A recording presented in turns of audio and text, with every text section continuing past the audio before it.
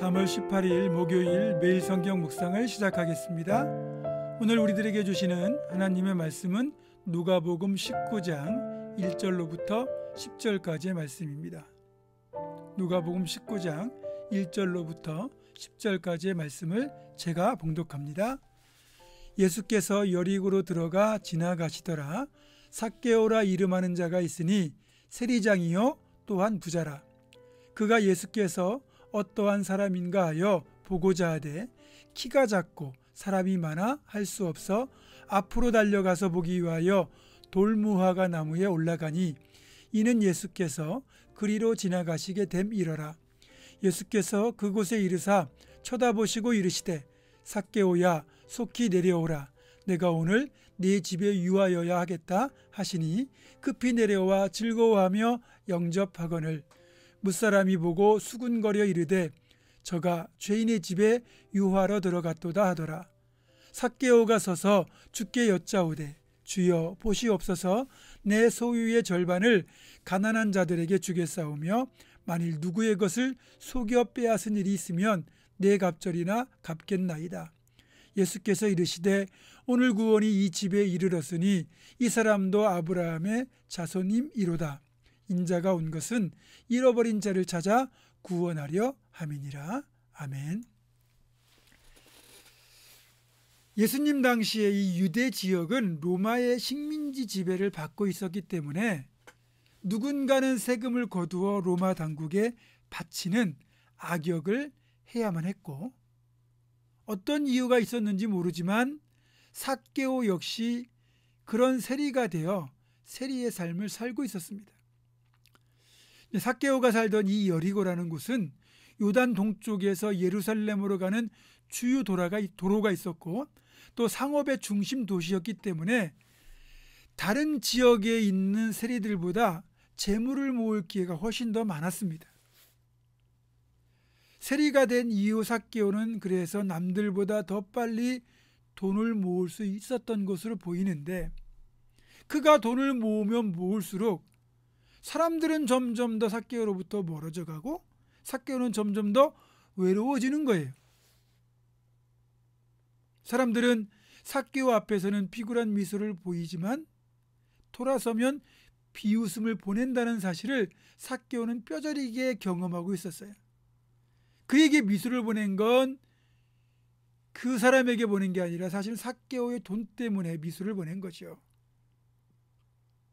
사실 삭개오에게는 더 이상 친구도 없었고 이웃도 없었고 공동체 속에 속하지도 못한 철저히 혼자였습니다.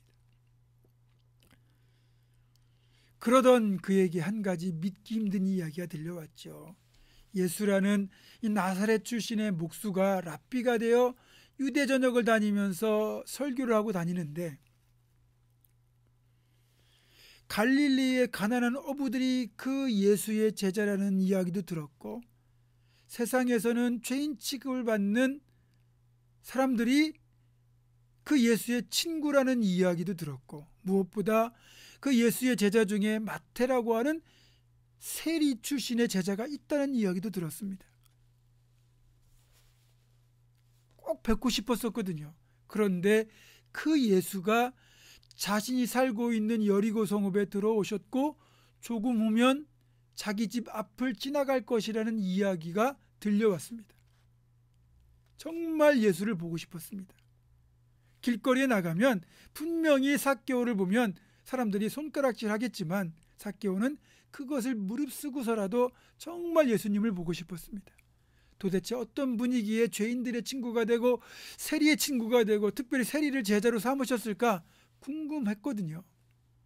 이미 여리고성 큰 길은 주님을 보려고 나온 수많은 무리들이 인산인해를 이루고 있어서 자신의 작은 키로는 주님을 볼래야 볼 수가 없었어요. 그리고 그 사람들 사이를 헤치고 앞으로 나아가는 것도 쉬워 보이지 않았습니다. 그때 삭개오의 눈에 돌무화과 나무가 들어온 겁니다. 예전 개혁 성경에는 뽕나무라고 번역했지만 돌무화과 나무가 더 정확하거든요. 어쨌든 어떻게든 예수를 보고 싶었던 삭개오는 돌무화과 나무를 타고 올라갔습니다. 그러면 이쪽으로 걸어오시는 예수님을 잘 볼 수 있거든요. 예수님이 이제 가까이 오고 계셨습니다. 그리 잘생기지는 않았을지 모르지만 인자하면서도 깊은 고뇌가 느껴지는 그런 얼굴로 보였거든요. 그 주님의 발걸음이 갑자기 이 돌무화과 나무 아래서 멈추었습니다.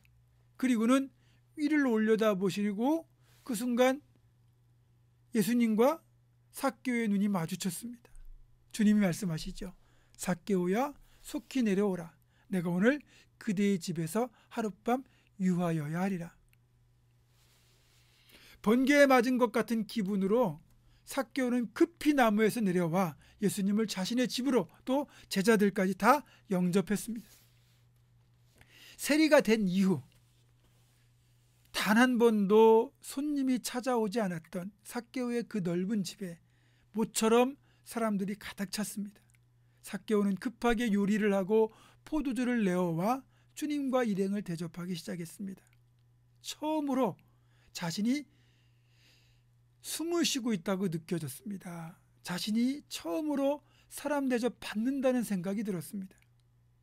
주님과 이런저런 대화를 나누던 중 갑자기 삭개오가 자리에서 일어나서 이렇게 주님께 말을 합니다. 오늘 본문 8절입니다.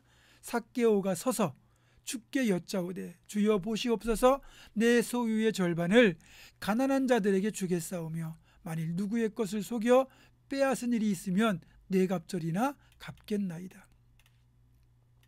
아무리 돈을 많이 벌고 돈을 많이 모았어도 아무리 넓고 커다란 저택에 살고 있다 할지라도 삭개오에게는 물질로 채울 수 없는 영혼의 빈자리가 있었던 거죠.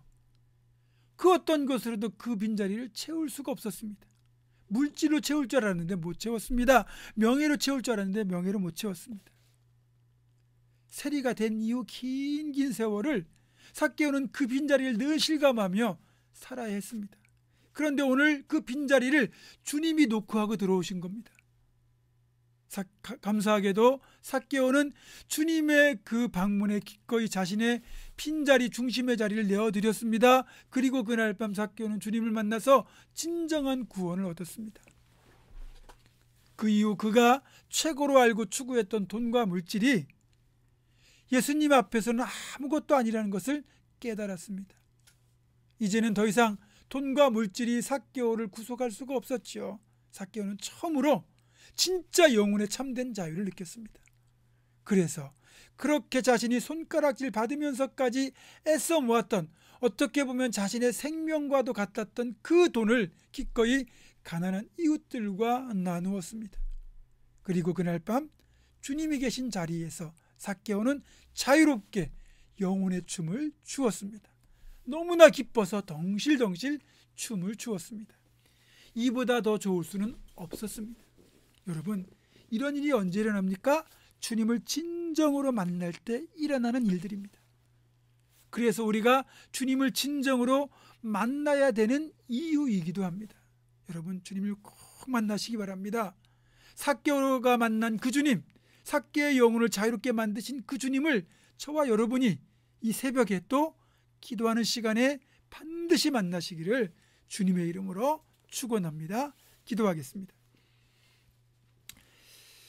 물질과 돈에 매여 살아가던 외로운 영혼 삭개오를 찾아오시고 만나주시고 삭개오에게 구원이 최고의 축복이자 영혼의 자유를 얻는 길임을 알려주시고 삭개오로 하여금 기꺼이 자기가 추구했던 세상의 모든 것 다 내려놓고 진정 기쁨의 춤을 추게 하셨던 것처럼 우리도 주님을 만나서 진짜 기쁨의 춤, 구원의 춤을 출 수 있도록 주님 도와 주시옵소서.